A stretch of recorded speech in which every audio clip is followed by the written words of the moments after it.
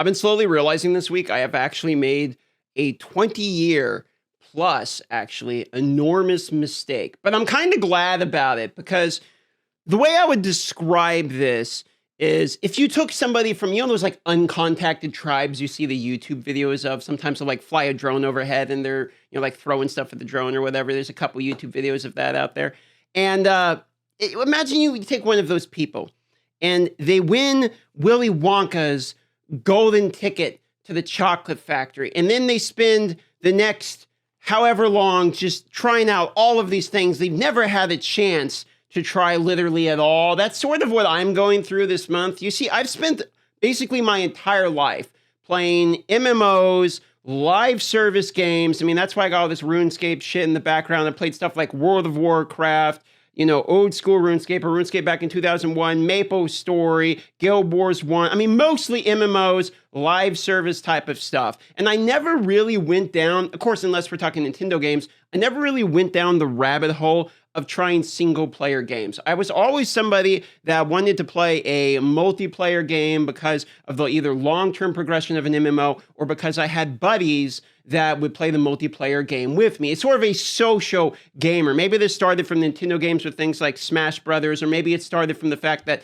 the very first video game I ever saw was Super Metroid, watching my dad play. And then the first time I actually ever played the video game, it was my dad plugged in Street Fighter and basically wiped the floor of me over the next hour while mom was gone from the house. So those were my starting experiences. They pretty much always had social elements to it, or I was playing with somebody else, and that was just a key part of my head when I was playing games. But this month, if you'd see in the previous video, I said I just played Cyberpunk, and that the reason I started playing Cyberpunk is I had played like Elden Ring, and I was starting to realize like, hey, there's these really good single player games out. And people that play Elden Ring already know, well, duh, DM. I mean, this is like one of the games of all time. You absolutely have to play it. And I said it was probably my favorite single player game of all time. And then Cyberpunk being my second favorite single player game of all time. But recently I started playing another one after finishing out Cyberpunk and putting a decent amount of hours into Cyberpunk. I started playing Witcher 3.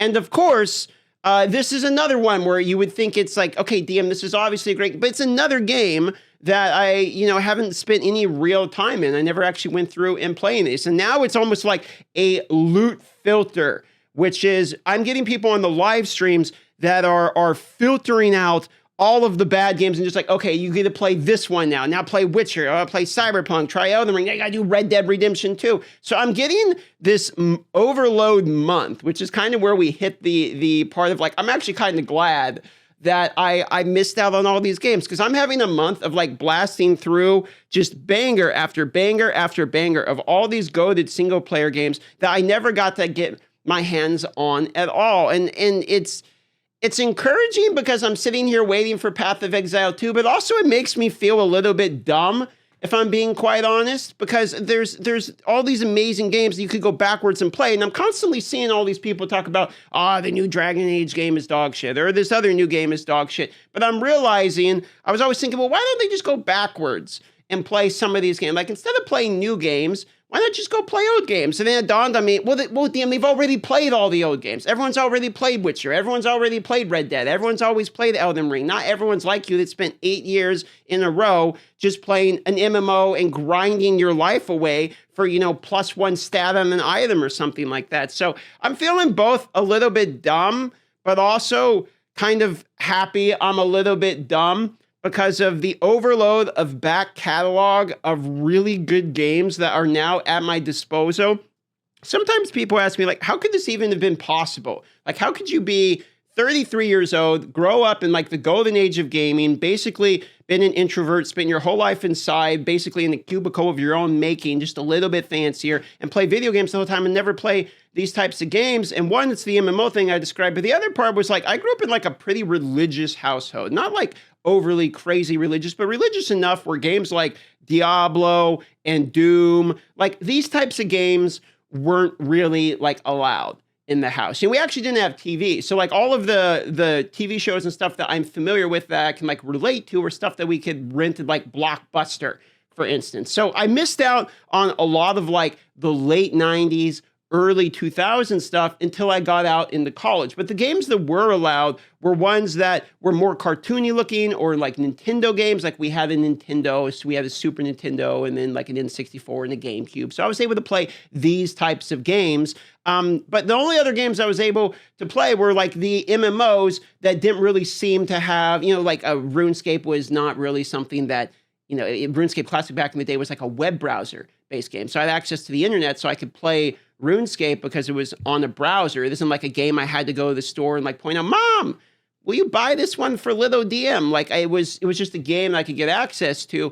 And then World of Warcraft was, my brother had it. So my brother would sometimes get these games. He'd go out, and I think he worked a part-time job. I forget exactly how I got this game. So they have these games like Age of Empires 2, for instance, and then I would be able to kind of like take a little peek at that, whatever. I'd have the, the hand-me-downs of video games left over from my family. And it wasn't until, I got out and started going to college that I started like getting access to all of these games people had already, really been a fan of. But by then, all of the OG games that I might have missed back in the day, I never really experienced. That's how we got to this day and age. And I have a Diablo channel, but I didn't play Diablo 1, Diablo 2 until really this year. To play them all the way through or anything like that. Diablo 1 actually being my favorite Diablo game now at this point. So I'm realizing more and more, like I knew I had missed out on games, but I'm realizing more and more at this point, like not only did I miss out on some games, but I actually missed out on some like absolute bangers, like absolutely phenomenal games that I have a whole portfolio and library of that I can go dip down through. And it's because I'm streaming these days, it actually almost makes it more enjoyable because I got this whole chat of people that are like, oh my God, you're going to love this game. It's like having a lobby of people just hyping you up. Like, oh, you're not going to believe how good The Witcher is. And by the way, Gwent, absolutely insane. Probably the best mini game within a game, maybe of all time. Just absolutely phenomenal. I hear even as a standalone game at this point. But anyway, that was just my thoughts today. Like there's so many games that for single player games, I'm just realizing how good they are. And also the value for the money, but that's like a whole nother video. You pay $60 and you actually get like a full game. Who would have guessed? But anyway.